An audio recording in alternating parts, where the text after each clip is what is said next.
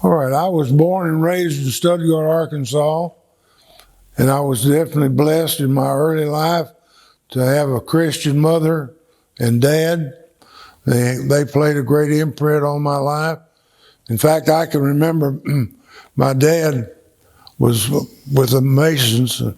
He was always the one that gave the funerals, and my mother was a school teacher, and in fact, there was one time in my early life where I had my mother for algebra, and I had my older sister, for English, and I had my aunt for geography. There wasn't any way I was going to fail. I brought 3 guys home with me from Henderson. Neither one of them had been hunting before, but I lined them up on the tree line that was next to the rice field.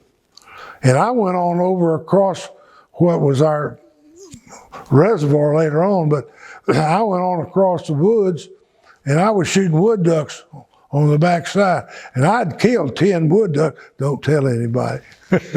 Well, I looked up and the ducks, they looked like a tornado, the way they were circling and coming in. And I knew they were coming around on those guys, and they never shot. And they just kept coming and kept coming in. Well, I started walking back across the woods, and I got about halfway there, and they shot 9 times. They just unloaded their guns. Well, when I got back, I found out they had killed 38 ducks with 9 shots. They waited till they all got down and they shot them on the ground. What scared me though, we picked up all those ducks and we had about, I guess, a half a mile from the rice field to the pavement. And when we went out and we had all those ducks in the car, there was a game warden sitting right at the intersection where we pulled up on the pavement. And he just waved at us. We went right on by. Boy, he could have put us under the jail. And I was fortunate to have Christian coaches involved with me during my upbringing. And I know they had a great imprint on my life. My first coaching job was at Jonesboro Hodge. And probably, I've always said, if I had just stayed at Jonesboro, I'd have been a lot better off. From there, I went to Coshada, Louisiana, and that was disastrous. I have a principal who didn't like coaches, and he didn't like me at all. It just happened that in one of my classes, I had a boy by the name of Stanley Dixon, and he was a fine physical specimen. He was a 9th grader. He weighed 185 pounds and was well built. He was a hoodlum. I hate to say that about any kid, but he was an outright hoodlum. And I was bound and determined I was going to get him out for football. Well, I went to him and I said, Stanley, how about coming out for football? He said, Coach, I ain't going to fool that football. I said, you're not? I said, are you afraid? He said, no, I ain't afraid of nothing. I said, well, if you're not afraid, how about coming out one day? If you'll just come out one day, I said, if you're not happy with it, I won't ever press you about staying out. Will you come out one day? Yeah, I'll come out one day. Well, I was ready for him. We were going to scrimmage, and I put all the lesser boys on defense, and I put what better boys I had on offense. I got Stanley out there and let him carry the ball at 3 different plays, and all of them were in sweeps, and he ran for a touchdown 3 straight times. And you could just see this blossoming. I mean, he was made up to go out for football. So it was successful in getting Stanley out for football. Well, on Monday, I had to take the eligibility list in for the principal to sign, and his name was Jackson, Mr. Jackson, and I handed the slip to him, and he looked at it and threw it back at me. He said, "I'm not about to sign that with that boy's name on there." He said, "He'll steal everything we have, and what he won't steal, he tear up." I said, "Well, Mr. Jackson, I thought that was what football was for, is try to help these kids." He said, "Well, I'm not signing it." Well, I didn't know what to do. And I said, "Mr. Jackson, do I have your permission to go down and talk to Mr. Sigler?" He was superintendent. He said, "Coach, I don't give a damn what you do." I went down and talked to Mr. Sigler, and he told me, he said, "Coach, if you'll take this out to Mr. Jackson on Monday, I guarantee you he'll sign it." And he did. I took it back, and he took it back and signed it and threw it back at me.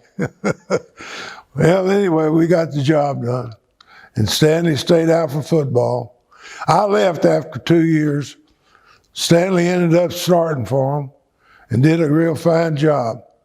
So that was a real blessing for me as a beginning coach. And I hadn't known or knew what happened to Stanley Dixon for 40 years. And here he called me. And we had a nice visit. And finally I asked him, I said, "Stanley, what are you doing now?" He said, "Coach, you're not going to believe this." He said, "I'm a pastor of a church up in Oklahoma." And I said, "Sure enough, that's tremendous, tremendous. You've made my day, Stanley. It made my day to think that I've got a boy that's a preacher with the start you had. That's to be noteworthy." I had 4 boys who ended up being pastors. In fact, one of them, Stan Parris, was an All-American for me. And he, going back on his background, earlier he had been voted the outstanding player in the Arkansas Hall of Fame game. So he was with me at Henderson State, and he also holds the collegiate record at that time. I don't know, it might be upgraded now, but at that time he had intercepted 31 passes in his career at Henderson State, and he had made all conference 4 straight years. I was blessed to get him in to start with. In fact, he told me later on that it was an inspiration to him and his family when I came to visit him, to sign him. And what we did after we had visited for a while and I had signed him, we all got together for a prayer to end up our visit. And he told me then that that was one of the inspirational things that sold my dad on sending me to Henderson. And that made me feel good to know that giving the Lord involved in my signing of an outstanding player was the main thing that brought him to Henderson. So I had 4 boys that actually ended up being pastors and have done extremely well. I had some tragic things to happen while I was coaching at Henderson. I had Guillain-Barré. Of course, probably nobody's ever really known what that was, but it was a respiratory infection, and it affected your peripheral nerves. Then also I had a very tragic accident to happen on a recruiting trip. I had in a plane crash with the man who was the pilot was our team physician, and he lost his life in that plane crash. We were trying to land in Little Rock and hit a tree. I stayed in the hospital for quite some time where I had broken bones and, well, in fact, I just was all beat up.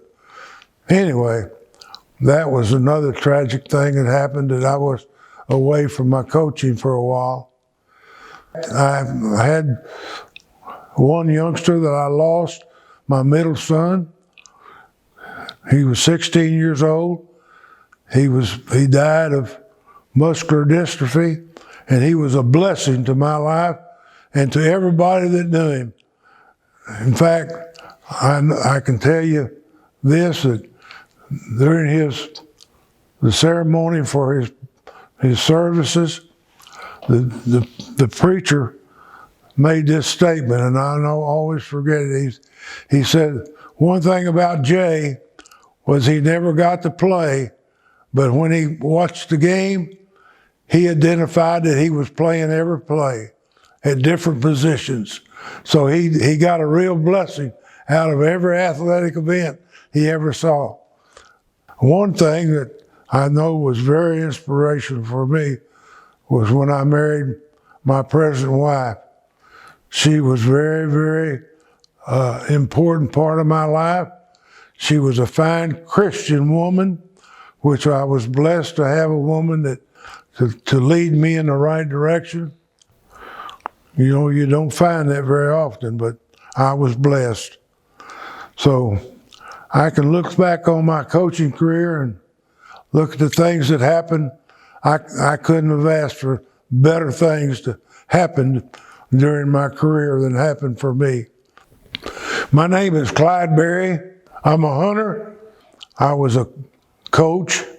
I was a husband. I was a father. My true identity is with Jesus Christ as my Savior.